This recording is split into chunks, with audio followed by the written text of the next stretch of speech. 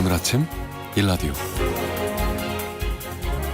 안녕하십니까. 오늘 아침 일라디오 아나운서 오승원입니다. 요즘 각 지방자치단체마다요 최대 과제가 인구 늘리기라고 합니다. 전국 대부분의 지역들이 청년도 아이도 없이 지역이 소멸할 위기에 처하고 있는데요. 그래서 지자체들이 농어촌에 머물면서 관광지를 둘러보고 현지 생활도 체험할 수 있는 한 달 살이, 일주일 살아보기 이런 프로그램들을 선보이고 있습니다. 지역에서 일정 기간 머무르는 생활 인구를 늘리면서 지역 경제를 활성화하겠다는 취지인데요. 충남 서산시의 경우는 서산에서 일주일 살아보기에 참가할 75개 팀을 모집을 했더니 221팀이 신청해서 경쟁률이 3대1 수준을 기록했다고 합니다. 또 충북 증평군은요, 청년층을 대상으로 일자리와 주거를 지원하는 청년 복합 공간을 조성하고요. 강원도 원주시의 경우는 외국에서 은퇴를 한 뒤 모국에서의 노후를 꿈꾸는 이민 1세대를 주요 공약 대상으로 사업을 진행한다고 합니다. 지역마다 조금씩 차별화해서 경쟁을 벌이는 모습인데요. 지역마다 집 주고 땅 주고 일자리도 주는 혜택들을 누릴 수 있다고 하니까요. 귀농 귀촌을 꿈꾸는 분들이라면 농어촌 지역을 먼저 살아보고 결정하기에 좋은 기회가 될 것 같습니다. 인구 늘리기에 고민 많은 지역들의 생활 인구가 좋은 대안으로 자리 잡을 수 있길 기대해 봅니다. 3월 25일 월요일 오늘 아침 일라디오 출발합니다.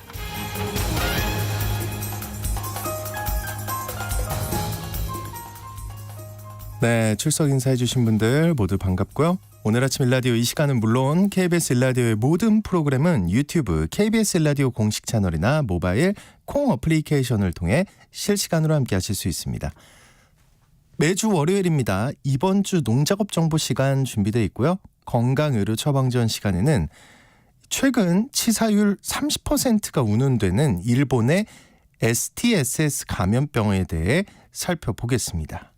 또 하나의 세상 IT 시간에는요. 꿈의 가전 신기술에 대한 소식 알아보겠습니다. 청취자 여러분들 참여하실 수 있는 퀴즈 드릴게요. 정부가 현행법에서 금지한 이 주택을 9년 만에 다시 재도입하기로 했습니다. 이 주택은 노년층을 위해 아파트처럼 지어서 분양을 하는데요. 이 과거에 노년층이 아닌 일반인에게 분양하면서 투기 수요가 몰리고 사기가 기승을 부리자 폐지했다가 노인 인구가 급격히 늘면서 다시 짓기로 했습니다. 일정한 입주 비용을 내고 각종 편의와 서비스를 제공받는 노년층들을 위해 짓는 이 집 무엇일까요? 집이에요. 자, 추첨을 통해서 농촌진흥청에서 제공하는 웰빙 혼합 잡곡 세트를 한 분께, 향긋한 커피를 드실 수 있는 모바일 커피 쿠폰을 4분께 드리겠습니다. 방송에 참여하실 분들은 단문 50원, 장문 100원이 드는 유료 문자 샵 9730으로 보내주시기 바랍니다. 유익한 정보와 살아있는 이야기가 있습니다. KBS 오늘 아침 일라디오.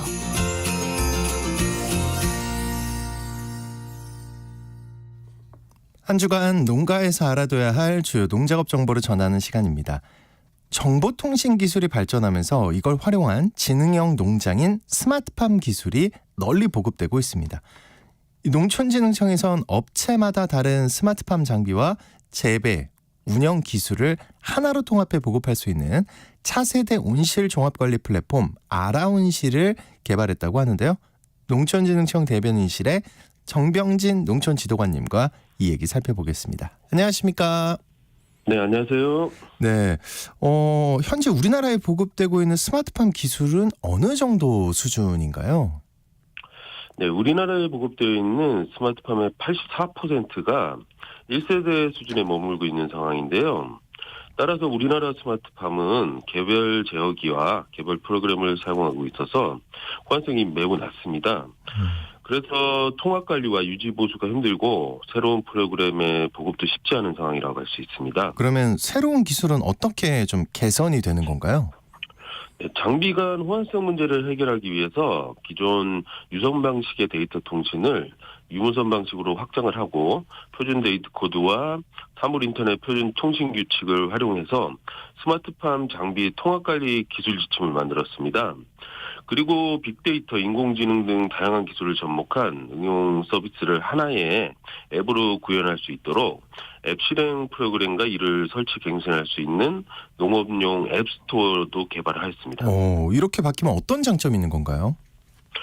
이렇게 하면 개별 장비를 별도로 설치해야 했던 지금까지의 스마트팜 구축 방식을 통합 플랫폼을 통해 일괄 설치할 수 있다는 장점이 있습니다. 즉 현재는 장비 간 별도로 호환 조치가 필요하지만 이 기술을 활용하게 되면 동일 운영 체제에서 자동으로 장비의 호환이 가능해지기 때문에 비용을 약 40% 정도 절감할 수 있습니다. 그리고 사후 관리도 기기별로 제조사의 개별 요청할 필요 없이 통합 플랫폼에서 갱신 파일을 내려받아서 해결하는 방식으로 대체가 가능해지게 됩니다. 그러니까 비용 절감은 물론이고 또 사후 관리도 편해지는 거네요. 네, 맞습니다. 특히 농가에서는 스마트폰에서 앱을 내려받듯이 농업용 앱스토어에서 필요한 지능형 관리 프로그램을 찾아서 설치한 후에 사용할 수 있기 때문에 정밀 생육 관리를 통해 생산성과 소득도 높일 수 있습니다. 그리고 기업 역시 앱 스토어를 통해서 농가가 새로운 응용 서비스를 농가에 제공함으로써 네. 지속적인 수익 창출이 가능해지기 때문에 프로그램 품질 향상은 물론 유지관리 비용도 절감할 수 있을 것으로 기대하고 있습니다. 네, 그 개발한 기술 되게 좋아 보이는데 이거 어떻게 기업이나 농가에 보급할 생각인가요?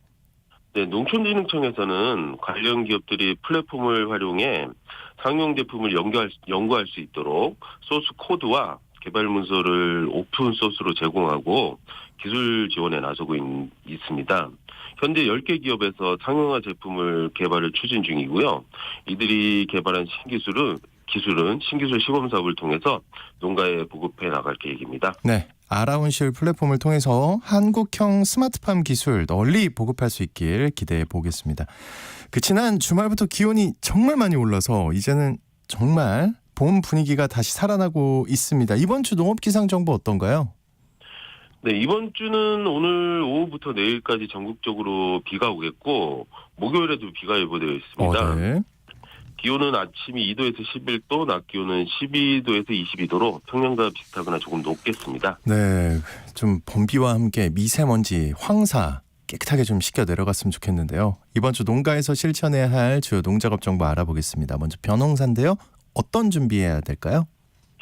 네, 본격적인 모기르기철을 앞두고 있는데요. 모기르기를 위해서 미리 준비해야 할 사항 다시 한번 알려드리겠습니다. 먼저 재배 지역별 생태 습기 용도 등을 고려해서 건전한 벽실을 준비하셔야겠습니다. 종자량은 못낼 논에 소요되는 육묘 상자를 고려해서 약 10% 정도 여유 있게 준비해 주시는 것이 좋겠고요.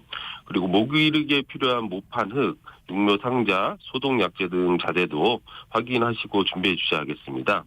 특히 시판 상토를 구입할 때는 시험 연구 기관의 위탁 시험 결과가 첨부된 상토 중 우수하다고 인정되는 상토를 사용하시는 것이 좋겠습니다. 그 벼 모기르기를 위한 준비 잘해 주시길 바라겠고요. 또 감자 봄 재배를 위해서 해야 할 일 어떤 게 있을까요? 네, 감자 봄 재배를 위해서는 싹을 틔워서 중부지방은 3월 하순, 4월 상순경에 아주 심기를 해주시면 되는데요. 아주 심기를 할 때 알맞은 감자싹의 길이는 3 내지 5cm 정도이고 뿌리가 잘 발달해야 심은 후에 뿌리 내림이 좋고 초기 생육도 왕성해집니다. 감자밭은 아주 심기 하루 전이나 심는 날 땅을 고른 후에 일항을 만들고 늦설이의 피해가 적은 지역에서는 가능한 일찍 심을수록 좋습니다. 네, 늦서리의 피해가 적은 지역에서는요. 그리고 비닐하우스 등에서 육묘 중인 고추도 관리가 필요할 것 같은데요. 네, 고추면은 햇볕이 부족하게 되면 과실이 달리는 마디 부위가 상승하고 꽃수도 감소해 꽃의 소질이 떨어질 수 있으니까 육묘기간 중에 햇볕을 충분하게 받도록 해줘야겠습니다. 혹시라도 육묘 후기에 절간이 지나치게 길어지면 광량이 부족하고 고온 관리 등이 원인이기 때문에 낮 동안 충분한 빛을 받을 수 있도록 관리를 해주셔야 합니다. 그리고 고온이나 저온 장애가 발생할 때는 생육 상태에 따라서 요소 0.2 내지 0.3%액을 연면 시비해주면 생육 회복에 좋으니까 활용하시기 바랍니다. 네, 이번 주 농작업 정보 잘 들었습니다. 지금까지 농촌지능청 대변인실의 정병진 농촌지도관과 함께했습니다. 오늘 말씀 고맙습니다. 네, 감사합니다.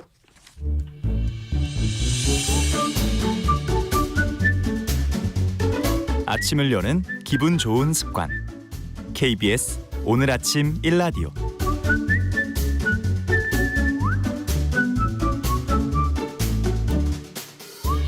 의료 서비스와 질병에 대한 다양한 이슈와 정보 살펴보겠습니다. 약이 되는 건강의료 처방전 시간. 오늘은 이 일본의 STSS 감염병에 대한 얘기 준비하셨다고 합니다. 박한슬 약사님 나와주셨습니다. 안녕하십니까? 안녕하십니까? 이거 뭡니까? 이거 STSS 제가 제대로 읽은 거 맞나요? 네, 맞습니다. 맞아요?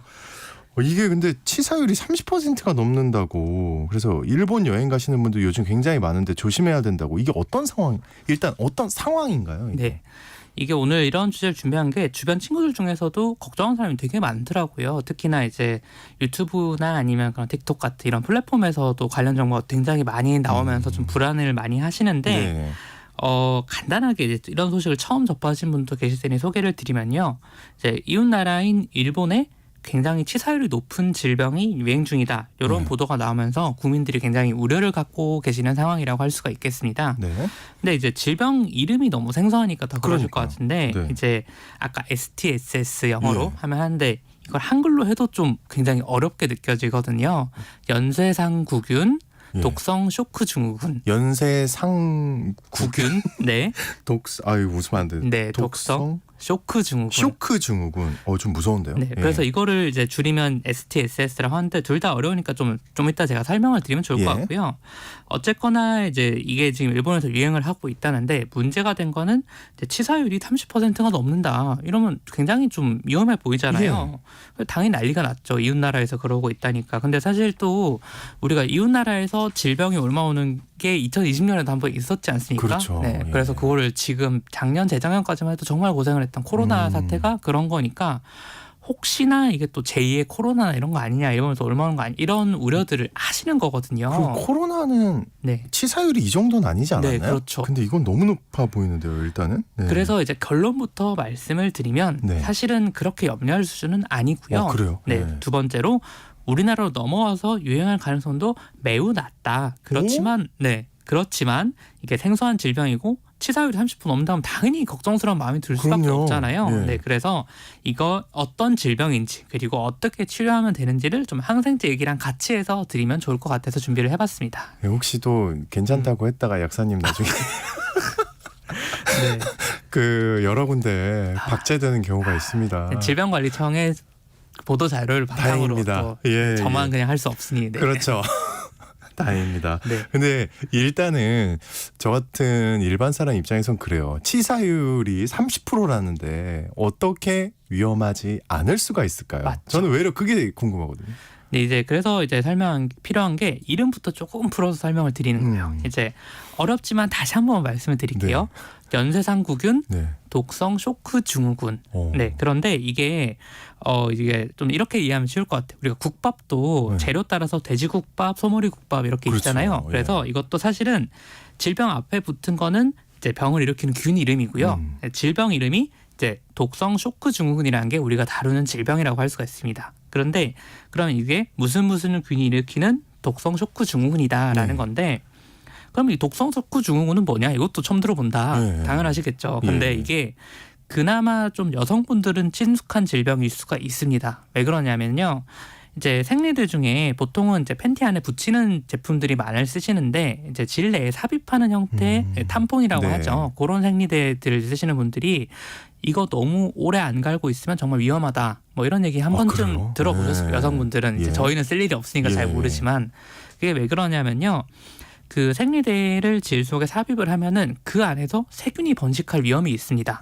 네, 그러면은 이게 사실 우리가 그냥 뭐 몸 밖에 상처가 나서 뭐 감염이 된다 이런 거는 괜찮은데 이제 질 쪽에서 세균이 갑자기 확 증식을 하면은 이게 체내로 확 들어올 수 있는 대량으로 그런 굉장히 위험한 상황이 벌어질 수 있거든요. 예. 그래서 이제 주기적으로 갈아줘야 된다라는 얘기를 하는 거고 절대로 밤에 하고 잠들면 안 된다. 약간 이런 것도 얘기를 하는 건데 네. 이런 식으로 대량의 세균이 내 몸으로 갑자기 한 번에 확 들어오는 이런 상황이 생기면 이거를 독성 쇼크 증후군이라고 합니다. 네. 그래서 그러니까 이게 정말 세균 감염은 정말 흔한 거지만 그 뭐 진짜로 우리가 뭐 손발에 연고 바르고 이런 거 많이 하잖아요. 골 뭉고 이런 항생제 먹고 네. 이제 그런 거는 사실 쉽게 당연히 치료도 할 수가 있고 크게 덧나는 일도 없는데 이런 독성 쇼크 증후군은 뭐가 문제냐면 이제 예전에 이제 트로이의 목마 이런 얘기 들어보셨을 거예요. 네. 그 내부에 적이 엄청나게 침입해서 이제 몸에 문제 그렇죠. 일으키는 목마에 이제 사람을 맞습니다. 담아놓고 몰래 밤에 갖다 놓고 선물인 것처럼 하다가 그렇죠. 그래서 네. 나중에 들어갔는데 목마 안에서 적군이 막 쏟아지는 거죠. 그러니까 이런 것처럼 이제 독성 쇼크 증후군이라는 것도 내 몸에서 갑자기 세균이 이렇게 와 쏟아지는 굉장히 심각한 상황인 거예요. 무섭네요. 예. 그러니까 이게 그 뭐 교통사고 같은 거를 비유를 드리자면 전체 교통사고 사망률은 한 1% 정도밖에 안 됩니다. 그것도 높긴 하지만 네. 그런데 예를 들어서 뭐 차량 폭발 사고에서는 사망률이 얼마 되냐라고 하면은 그건 훨씬 높겠죠. 예. 이것 똑같은 거예요. 세균 감염 중에서 아주 위험한 경우들을 우리가 독성 쇼크증이라고 따로 분류를 하다 보니 여기서는 사망률이 높을 수밖에 없는 거죠. 무슨 말인지 알겠습니다. 네. 예. 그래서 이거 자체가 위험한 것도 맞고 안 좋은 것도 맞는데 안 좋은 세균 감염만을 모아서 얘기하다 보니 그래서 치사율이 30% 이상이 나오더라라는 거죠. 알겠습니다. 그러면은 일본에서 지금 유행 중이라고 하는 그 균 있잖아요. 그게 특별히 위험한 건 아닌가요? 이름이 참 어렵습니다. 연쇄상구균. 네. 근데 이게 다른 균보다 위험하니까 독성 쇼크 증후군이 막 더 많이 발생하고 이런 거 아닌가요? 네, 그렇게 생각하시는 게 당연하죠. 네. 그 갑자기 유행을 한다니까. 그런데 이게 사실은 이제 이름이 너무 어려워서 그렇지 우리나라에도 이게 흔히 있는 균이고요. 사실은 지금 저나 이제 오승환 아나운서님 손에도 그냥 있을 수가 있는 균이에요. 예. 그래서 무슨 말이냐면요. 이제 예전에 오래전에 발견된 세균들은 우리가 현미경을 보고 모양 따라서 이름을 붙였습니다. 그래서 막 뭐 포도상구균 이런 거 들어보셨죠? 들어봤죠. 이게 사실 현명으로 보면은 포도송이처럼 생겼네? 그럼 너는 이제 포도상구균이야. 이렇게 이름 붙인 거거든요. 예. 그러면 지금 일본에서 유행 중이라는 이 연쇄상구균은 뭐냐? 현명으로 보면은 진주 먹거리처럼 생겼습니다. 동글동글한 게 이렇게 쭉 연달아 있는. 그래서 이거를 한자로 어렵게 쓰면 연쇄상구균이라고 하거든요. 네. 그냥 그렇게 생긴 애들이 있는 거예요. 네. 그런데 얘들이 그러면 평소에는 어떤 그런 질병을 일으키냐 하면 그 목감기 정말 심하게 걸려서 이제 약 먹어도 잘 안 가라앉는 경우들이 있죠. 그러면 이제 이비인후과에 따로 또 가시죠. 보통은 네. 이거 안 낫는다. 내과 가서 먹었는데 그러면 막 이렇게 검사를 해보시더니 좀 인후통이 있네요. 인후염이 있네요. 아니면 편도염 같은 것 같습니다. 이런 식 얘기를 하시는데 요 연쇄상구균이 이런 사람한테는 보통은 이제 인후염이나 아니면 편도염 같은 이런 병을 잘 일으키는 균들이에요. 우리 PD가 지금 목이 안 좋은데 혹시 그건 같기도 하고 그거 옮나요? 네, 그것도 당연히 옮을 수가 있고 예. 이제 기침하거나 이런 데 옮을 수 있는데 사실 사람 간에 그렇게 잘 옮지는 않고 그냥 보통은 내가 손을 잘 안 씻고 이제 뭐 손으로 뭐 음식 먹던지 아니면 뭐 입을 자꾸 만지고 이런 경우들이 있는데 그러다 보면은 아니면 또 코를 판다든지 손 안 씻고 그러면 넘어가서 호흡기에 감염을 일으키는 이런 통상적인 균인데 네, 이게 이제 정말 좀 이제 체내에 좀 면역력이 떨어진 사람들은 얘들을 방어를 못하고 막 체내로 막 파고드는 경우들이 생깁니다. 이런 균들이. 네. 예. 그래서 그러면 아까 제가 세균 감염이 굉장히 심각해지는 유형 중에 하나가 독성 쇼크증이라고 말씀을 드렸죠. 그러니까 일본에서 이렇게 갑자기 좀 늘어난 게 의아하긴 한데 일으키는 균 자체는 우리가 평상시에 보는 그냥 평범한 균이라는 거죠. 근데 더 이해가 안 되는 게 설명을 듣다 보니까 네. 알겠어요. 이제 네네네. 우리도 갖고 있는 거고 뭐 면역력이 좋으면 이상이 없는 건데 근데 왜 하필이면 일본에서 이렇게 유행하는 겁니까? 일본에서만? 그렇죠. 그러니까 네. 이게 정말 갑자기 말도 안 되는 괴질이 나타나는 것처럼 이렇게 느껴지는 건데 네. 1차적으로는 이제 일본에 노인이 더 늘어나서 그런 게 있습니다. 왜 그러냐면요. 제가 아까 면역력이 떨어지는 사람한테는 저 세균이 굉장히 좀 심각한 네. 감염도 일으킬 수도 있다고 말씀을 드렸는데 대표적인 게 어린이 노인들이에요. 그런데 이제 일본이 사실 우리나라보다 고령화는 훨씬 더 심하지 않습니까? 네. 훨씬 더 일찍 겪었고 그러니까 전체 인구 중에서 이 연쇄상 구균이라는 데 감염되는 사람 중에 노인이 더 많은 거예요. 노인이 더 늘어났으니까 당연히 그런 게 많아졌고 그래서 일본 보도를 살펴보면요. 이게 관련 내용이 처음 보도된 게 한 2월 초쯤입니다. 일본에서. 근데 왜 그때 보도가 나왔냐 네. 하면 이제 우리나라도 매년 연초에 새로운 통계들을 계속 발표를 하잖아요. 연말까지 집계한 거를. 그래서 뭐 출산율도 나오고 뭐 질병 통계나 이런 게 나오는데 일본에서도 이게 그냥 연쇄상 구균에 의한 이런 독성 쇼크 증후군이 통계로 나오는 겁니다. 매년. 그래서 이게 갑자기 생긴 병이 아니고 정례적인 통계 발표를 한 건데 매년 한 600명, 700명 정도 환자들이 계속 나오던 병이었어요. 네. 그런데 이제 작년 집계를 해보니 아니 이게 갑자기 900명을 넘었네.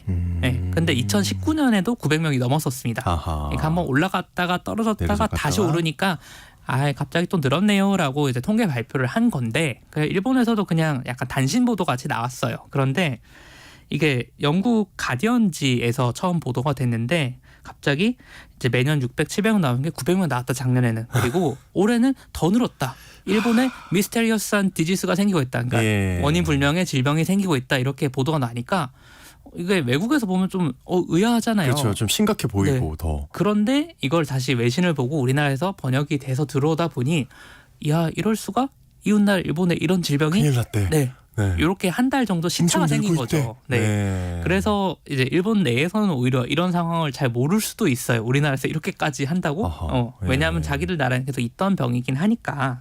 그래서 그 이제 우리나라에서도 그래도 이게 좀 와전이 됐다라고만 하기만 그런 게 안전을 생각하면은 우리나라에서 유행한다든지 아니면 이제 좀 대비를 해야 되지 않냐. 그렇죠. 사실 그렇다고 해서 가만히 있을 건 아니잖아요. 또 옆 나라니까. 그쵸. 우리가 한번 또 경험이 있고.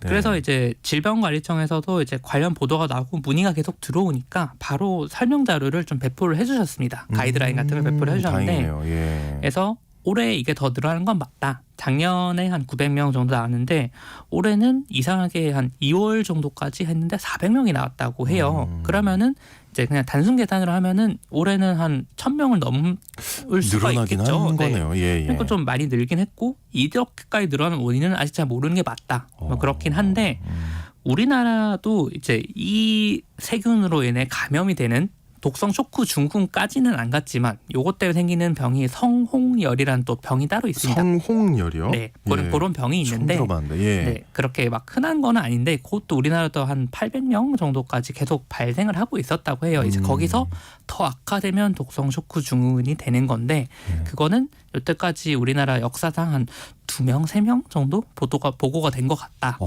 그러니까 이제 전 단계 감염된 사람은 우리나라도 비슷하게 있으니 크게 걱정할 거 없다라고 생각하시면 될 것 같고 네네네. 이제 실제 일본 상황만 살펴봐도 그런 게 65세 이상의 고령자들이 많았습니다. 근데 네. 우리도 고령자들이 점점 늘어나고 있어서 걱정은 되긴 하네요. 좀. 네, 그쵸. 예. 그러면 이제 중요한 게 치료가 가능한 거냐라는 그게 거죠. 제일 궁금해요, 사실. 근데 이게 사실 그 흔한 세균이다 보니 오히려 항생제만 초기에 잘 써도 충분히 잡을 수가 있거든요. 예, 그래서 예. 혹시 오승환 아나운서 예. 아시는 항생제 이름이 있을까요? 하나밖에 없죠. 어떤 건가요? 맞습니다. 네, 유일하게 한 항생제. 네, 예. 인류 최초의 항생제죠. 그쵸. 페니실린이. 예. 그래서 우리가 근데 페니실린 외에도 다양한 항생제들을 많이 만들고 있잖아요. 또 새로 개발하고 있다고 하고 그런 이유가 되는 게 세균들이 페니실린에 내성을 갖추면서 저항성을 갖추니까 먹어도 안 죽는 거예요. 그러니까 새로운 항생제를 만들고 이렇게 서로 군비 경쟁하듯이 하게 된 건데 네. 지금 일본에서 유행 중인 이 연쇄상 구균이란 건요. 페니실린을 써도 죽습니다. 그러니까 정말 아직 내성이 없군요. 네, 가장 오래된 항생제로도 좀 쉽게 죽일 수 있는 쉬운 균이라는 거예요. 상대적으로. 대신에 중요한 거는 초기에 빨리 쓰는 거기 때문에. 근데 그 네. 약간 증상 같은 게 뭐예요? 그럼 초기에 내가 이건지 알아야 되잖아요. 그렇죠. 예. 그래서 증상으로 이제 제일 대표적인 게 일단 열이 나고 열이 난다. 네, 그다음에 이제 보통 상처를 통해서 외부에서 감염이 되기 때문에 상처 부위가 갑자기 좀 빨갛게 부어오르고 뭐 온몸에 두드러기 난다든지 이런 증상들이 생길 수가 있거든요. 갈 상황이겠네요. 네. 그런데 이제 고령자분들은 오히려 면역력이 약하기 때문에 이런 증상이 덜 나타날 수도 있습니다. 그래서 외려. 그런 분들은 막 그냥 감기인가? 그래서 인후염이나 편도염 같은 것처럼 이제 감기인가? 이렇게 넘기시지 마시고 일본 여행 가시는 분들은 이제 기왕이면 사람 많은 곳에서는 마스크를 잘 쓰시고 손발 잘 씻고 네. 특히나 감기 증상 같은 게 생기고 열이 나면은 아니 뭐 별거 아니겠지 하지 말고 병원을 꼭 가보시라. 네. 그 제가 외려 저희 어머니도 얼마 전에 대상포진 앓으셨는데 네네네. 이게 살짝 몸이 안 좋으면 이제는 그 나이 드신 분들은 병원에 빨리 가야 되는 것 같아요. 맞습니다. 예. 알겠습니다. 혹시 여행 갈 때 항생제 상비약으로 가져가는 건 어떤가요? 추천하시나요? 이거를 예방적 항생제 복용 요법이라고 하는데요. 사실은 별로 권하진 않습니다. 오케이. 굳이 그럴 필요는 예. 없는데 정말 불안하다 그러면 이제 평소에 가시는 병원 가셔서 선생님 제가 일본 여행을 가는데 이런 게 염려가 돼서 혹시 처방을 해줄 수 있느냐 네. 여쭤보고 해준다 하시면 오케이, 안 된다고 하면 알겠습니다 하고 예. 그냥 넘기시면 될 것 같습니다. 알겠습니다. 오늘 건강의료 처방전 시간 일본의 STSS 소식 살펴봤습니다. 지금까지 박한슬 약사님과 함께했습니다. 오늘 말씀 고맙습니다. 감사합니다.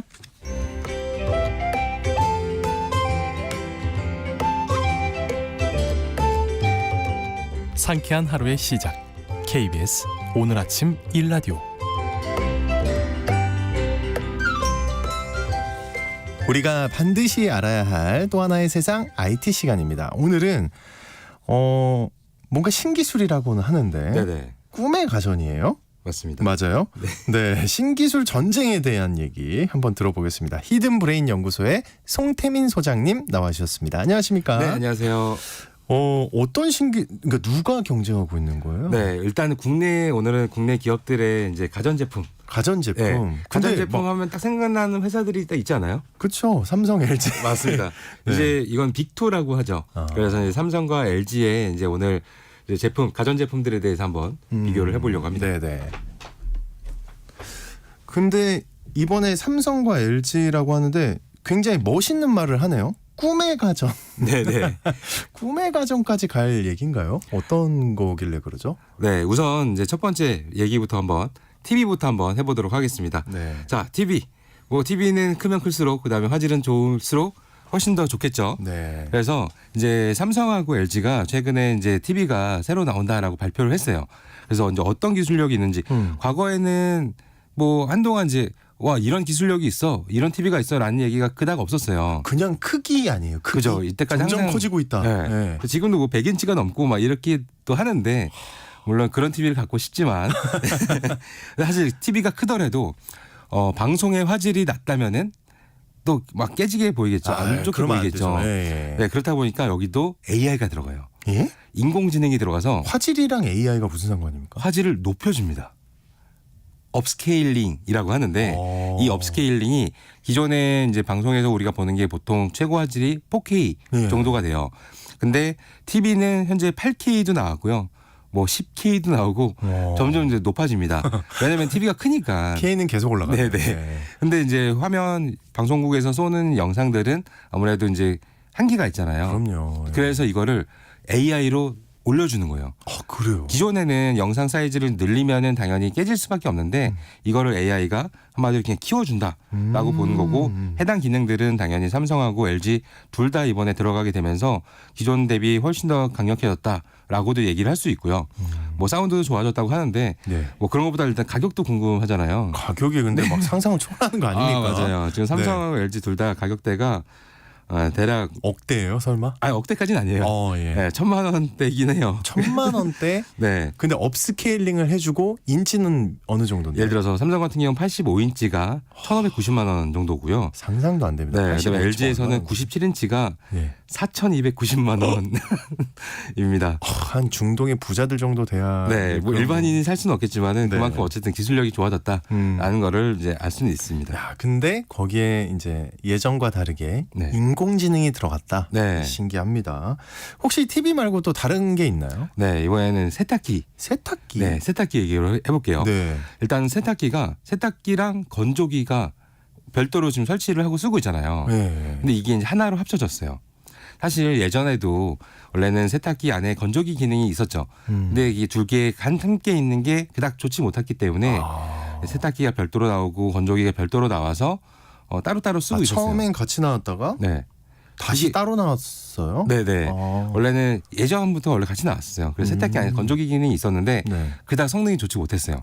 그렇다 보니까 거의 뭐 10년 전인가 그때부터는 아예 건조기가 별도로 아예 나와서 사람들이 세탁기에서 세탁을 하고 나서 이 젖은 거를 들고서 건조기에 또 넣고 이렇게 다시 건조를 돌리고 이런 식으로 보통 썼거든요. 보니까 쓰시는 거 보니까 위아래로 이렇게 맞아요. 놓는데 예, 바로바로 할 수 네, 있게. 저희 집도 그렇게 지금 쓰고 있는데 네. 이게 두 개가 이제 하나로 합쳐졌다.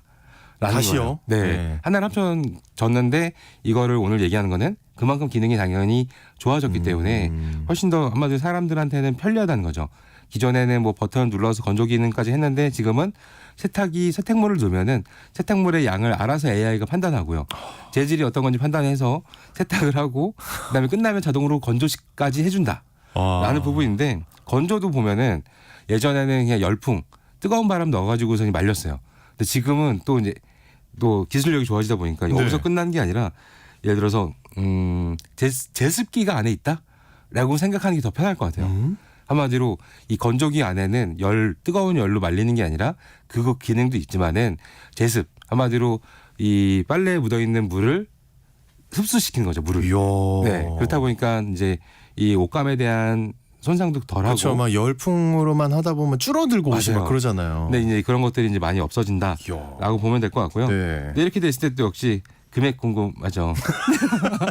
어쨌든 두 개 합쳐진 건 좋은데 아, 상상이 초월할 것 같은데. 네, 약 700만 원 정도 합니다. 예, 굉장하네요. 네. 예. 혹시 또 아니 들어볼게요. 살 네. 생각은 없지만 네. 네. 지금 뭐 TV가 막 5천만 원, 4천만 원짜리 네, 나오고 지금 난리가 아닌데 혹시 다른 제품 있나요? 이제 일단은 뭐 세탁과 건조하면은 이거는 뭐 우리나라 기업 거는 아닌데 약간 제가 이 세탁기를 보다 보니까 혹시 세탁을 하고 나서 건조를 하고 나서 옷을 개주는 게 나오지 않을까? 에이 설마. 네, 라고 생각이 들었는데 네. 제가 불현듯 생각이 났어요. 한 10년 전에 제가 일본에 출장을 갔었거든요. 그때도 이제 이런 박람회 같은 거 왔었는데 거기서 개는 걸 제가 직접 봤어요. 아 진짜요? 네, 이 옷장이라고 하잖아요. 옷장에다 옷을 넣어놓으면은 자동적으로 로봇팔이 개줍니다. 사람이 뒤에 숨어 있는 거 아니에요? 아니에요. 진짜 로봇이. 네, 실제로 네. 저도 이제 봤었는데 네. 와 신기하다. 근데 옷 한 벌을 개는데 시간이 약 10분. 휴 다행이다. 네, 그래도 예, 어쨌든 예. 뭐 많이 넣어놓으면 알아서 개준다라는 게 있는데 와. 이게 실제 2017년도에 일본에서 출시를 했어요. 출시를 하게 됐고 물론 가격은 약 어마어마했겠죠. 2천만 원 정도. 그 당시에. 네, 그 당시에 예, 2천만 원 그 당시에. 정도고. 10년 전에 2천만 원. 네, 근데 그 뒤로 후속이 안 나오는 거 보면은 그렇죠. 뭐 그렇겠다라고 예. 생각이 들고 그 뒤에도 이제 미국에서 2019년도에 또 나왔어요. 훨씬 더 저렴하게 약 200만 원에 나왔고 옷 한 벌 개는데 약 1분. 오, 네, 그래서 꽤나 엄청나게 발전했네요. 괜찮다라고 하는데 옷은 딱 이제 20벌까지만 갈 수 있고 그렇다 보니까 더 많이 옷을 세탁을 하는 사람한테는 오히려 더 불편한 이런 부분들도 있었다라고 네. 보고요. 과연 우리나라 기업은 이런 것들을 안 만드나? 관심 있을까요? 네, 그래서 제가 찾아봤는데 LG에서 2019년도에 관련 그 뭐라고 특허가 출원을 했어요. 오. 근데 이제 출원만 하고 실제 만들지는 않았던 예, 이런 부분도 있을 것 같습니다. 네, 그렇군요. 이제 곧 날씨가 네. 굉장히 이제 또 우리 갑자기 그런 얘기 하게 될 거 뻔하잖아요. 네네. 아우, 너무 덥다. 맞아요. 그러면 더울 때 나오는 가전제품들도 있잖아요. 네. 혹시 그런 제품들 얘기는 없나요, 혹시? 자, 이제 두 가지가 있을 것 같습니다. 네. 첫 번째는 일단 에어컨. 에어컨 같은 경우는 에어컨에도 역시 AI가 들어가요. 에어컨 AI. 에어컨에 들어간 AI. 근데 저는 아까 에어컨의 AI는 이해가 돼요. 네. 제가 놀랐던 건 세탁기였습니다. 네, 네, 네. 에어컨의 AI 좀 놀라진 않을 것 같은데. 예. 에어컨의 AI는 사실 뭐 크게 이렇게 될 것 같아요. 사람이 어디로 가냐에 따라서 에어컨의 바람이 방향이 바뀐다든지 그다음에 방에 사람이 이야, 없다라고 네. 인지가 되면은 자동으로 절전으로 간다든지 와. 한마디로 약간 에어컨의 이 에너지 낭비를 약간 줄이는 기가 거에 막히네요. 돼 있어요. 예. 그렇다 보니까 LG나 삼성이나 대략 둘 다 약 AI가 들어가서 에너지 전력이 약 30% 정도는 이제 절감이 된다라는 걸로 얘기를 할 수 있을 것 같고요. 네. 네, 그다음에 특이했던 거는 이제 리모컨 없이 이제 말로만도 가능한데 요즘은 사실 대부분 AI 기능이 들어가면서 말로도 제어가 되죠. 근데 이게 사람들이 이제 보통 가전제품을 사면은 이제 뭔가 IoT, 사물 인터넷이 연결돼 있다 보니까 뭐 와이파이 연결해야 되고 블루투스 연결해야 되고 복잡하잖아요. 그렇죠. 근데 이런 것들도 이제 사라지게 돼요. 없이도 한마디로 자체적으로 AI가 내장돼 있다 보니까 그냥 말로 제어가 되는 거죠. 오. 네, 그래서 좀 더 편하게 된다라고 얘기를 할 수 있을 것 근데 같고요. 약간 저는 저희 집에도 그 사물 인터넷 몇 개가 있는데 네. 저는 다 꺼놨어요. 네네. 이유가 제가 한 말이 아니거든요. 네. TV에서 나오는 말을 잘못 알아듣고 하는 경우들이 많더라고요. 맞아요. 이제는 뭐 그런 레벨도 이제 올라가는 겁니까? 어떻게 되는 겁니까? 그죠. 이게 예. 기존에는 말을 알아듣는 게 굉장히 힘들었었는데 챗GPT가 나오고 나서는 생성형 인공지능이 나오고 나서는 사람의 말을 듣는 게 훨씬 더 나아진 거죠. 기존 대비 몇 배라고 말을 할 수 없는데 훨씬 더 나아졌다라고 얘기를 할 수 있기 때문에 그러면 지금 네. 나와 있는 것들은 그런 게 탑재가 안 돼서 이러는 거고 앞으로는 굉장히 발전된 AI라는 거죠. 네. 예전에 제가 간단히 얘기를 들었지만은 AI 스피커 얘기했을 때 예. 기존에 뭐 TV 꺼줘, 불 꺼줘 뭐 이 정도인데 얘 이것도 제대로 못 알아들었잖아요. 근데 지금은 정확히 뭐 불 꺼줘 이가 아니라 좀 어두웠으면 좋겠어라고 하면은 그거를 알아듣는 거죠. 그래서 이거는 자연어를 알아듣기 때문에 기존 대비는 그걸 훨씬 더 자연어라 그럽니까? 네네. 사람들이 말하는 이런 말 내용을 그대로 이해를 하는 거죠. 그렇군요. 야, 그럼 뭐 지금까지 얘기한 게 네. TV 얘기했고 세탁기 얘기했고 에어컨 얘기했는데 네. 혹시 또 다른 게 있나요? 냉장고도 있어요. 냉장고. 냉장고에는 AI가 들어가서 뭐 혁신적으로 바꿀 게 있을까요? 냉장고도 이제 에너지를 줄이는데 약간 집중이 좀 돼 있고요. 네. 한마디로 사용자의 사용 데이터를 아는 거죠.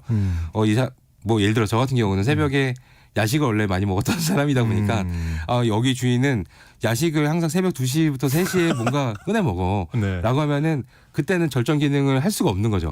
네, 그래서 가동을 하고 있다가 네. 보통 뭐 4시부터 뭐 아침 8시까지는 항상 자고 있는 것 같아. 그러면은 그때부터는 절전 기능이 들어간다든지. 조용히 해주고. 네, 이게 단순하게 시간 대비 움직이는 게 아니라 실제 사용자의 이제 패턴에 맞춰서 움직인다라는 부분 때문에 좀 달라질 것 같고요. 그런 건 없나요? 야식 먹으러 갔더니 그만 드세요. 그것까지 뭐 있을 수도 있는데 진짜 웃기겠다. 현재는 여기에 네. 이제 모니터도 요즘 들어가잖아요. 그렇죠. 네, 모니터 들어가다 보니까 자연스럽게 남아 있는 이제 뭐 재료가 무엇인지 알고 그걸 기반으로 해서 레시피를 세상에. 알려주는 것도 있어요. 하다 보니까 뭐 가격이 얘도 또 이제 냉장고 하나에 한 500만 원 정도 하긴 합니다. 네. 네. 예, 굉장합니다. 네, 네. 하여튼 근데 네. 뭐 이런 생각이 갑자기 드네요. 막 지금 말한 가전제품들 다 좋은데 네. 혹시 이제 새롭게 지금 가전제품을 구입할 계획을 세우는 분들이라면 이런 생각하실 것 같아요. 그러면 지금 얘기 들어보니까 뭐 돈도 있고 그분은 살 용의가 있다고 가정을 해요. 네네. 한 브랜드만 사야 되는 거 아니야? 맞아요. 맞아요? 네. 물론 네. 이제 여러 개를 묶어주는 이런 플랫폼 서비스들도 있긴 해요. 하지만 사실 제대로 이용하려면은 삼성의 이거 봐, 제품만 이럴 것 같아요. 잔뜩 예. LG만 잔뜩 사는 게 사실 맞는 거죠. 왜냐면 서로 연동이 되거든요. 서로 연동이 돼서 예를 들어서 지금 로봇 청소기한테 로봇 청소기도 이제 조만간 또 나올 게 일반 청소기랑 물걸레 청소기가 합쳐져요. 네, 이런 것들이 나오는데 어쨌든 네. 마루 좀 청소해줘라고 하면은 청소를 하는 동안에 뭐 에어컨이 자동으로 꺼진다든지 절전으로 넘어가고 뭐 창문이 열리고 막 이렇게 서로 연동될 수가 있겠죠. 근데 이런 것들이 같은 회사의 제품들이 더 아무래도 연동성이 좋기 때문에 한번 사게 되면은 한쪽으로만 계속 가지 않을까. 그거는 이제 네. 우리가 결정을 해야 되는 거네요. 맞아요. 한마디로. 알겠습니다. 근데 요즘 이제 특히 혼자 살거나 네. 그 두세 명만 사는 가족들이 많다 보니까 기존처럼 가전제품의 필요도가 좀 낮아질 것 같은데 그건 어떻게 생각하시나요? 사실 규모만 작아진다라고 보는 거죠. 냉장고도 그냥 작아지고 TV도 엄청 클 필요는 없는 거잖아요. 네, 그렇죠. 그래서 그것만 달아지는데 중요한 거는 인공지능이에요. 인공지능은 전부 다 사람을 패턴에 맞추는 거기 때문에 개인 맞춤형으로 서비스를 제공하기 위해서는 가전제품의 이 AI 기능이 좀 더 커질 거다라고 예측을 할 수 있을 것 같습니다. 그러니까 크기는 작아질 수 있겠지만 인공지능에 대한 선호도는 계속 갈 거다. 네. 올라갈 거다. 맞습니다. 알겠습니다. 또 하나의 세상 IT 시간. 오늘 결국은 인공지능 얘기를 네, 맞습니다. 한 것 같습니다. 지금까지 히든브레인 연구소의 송태민 소장님과 말씀 나눴습니다. 오늘 말씀 고맙습니다. 감사합니다. 네, 오늘 퀴즈의 정답은 실버타운이었습니다. 0890님 실버타운 이렇게 보내주셨고요. 1736님도 보내주셨고 2855님도 보내주셨고요. 4200님 실버타운 올해 6학년에 진입한 경로당 현실 청년 세대입니다. 아, 6학년이면 청년 맞습니다. 네, 여러분 모두 중복 당첨 여부 확인 후에 홈페이지에 당첨자 올려놓도록 하겠습니다. 오늘 기온이 또 주말에 올라가는 듯 하더니 약간 떨어진다고 합니다. 그리고 거기에 비 소식도 있습니다. 우산 챙기시는 거를 강력하게 추천드리겠고요. 생각보다 좀 마스크를 또 써야 되는 시기가 오지 않을까 하는 생각도 듭니다. 어쨌든 기분 좋은 한 주 시작하시기 바랍니다. 오늘 아침 라디오 여기서 인사드리고요. 전 내일 다시 돌아옵니다. 좋은 하루 보내세요.